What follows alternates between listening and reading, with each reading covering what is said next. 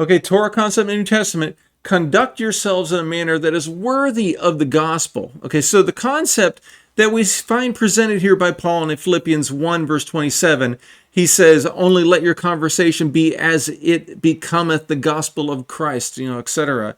And so this emphasizes living in a manner, having our speech, our conversations being in a manner that is worthy of the gospel, worthy of being God's children, worthy of being of living according to the calling. Okay, so while the Torah does not use the exact phrasing, it contains principles that align with the idea that of what Paul is saying here. One strong example or one parallel is in Deuteronomy 6, verses 5 through 6. Which commands, you shall love the Lord your God with all of your heart, with all of your soul, with all of your might. And these words which I command you, you shall be in your heart. You shall teach them diligently to your children. You shall talk of them when you sit in your house, and when you walk by the way, and when you lie down, when you rise up. So this is a Shema, right? And so the passage highlights the importance of making God's teachings a central part of daily conversation and life.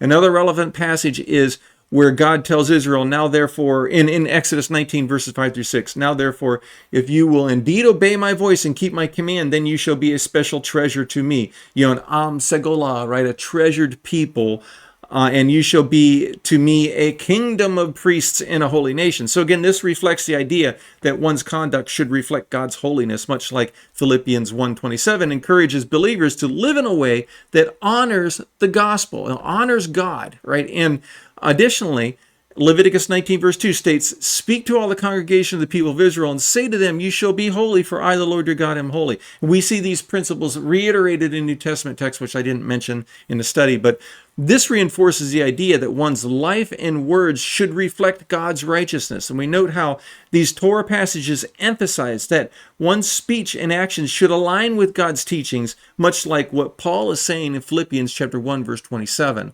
And so urges believers to live in a way that embodies the gospel message, right? And so this is how Paul in the New Testament taught Torah. The Torah has not passed away.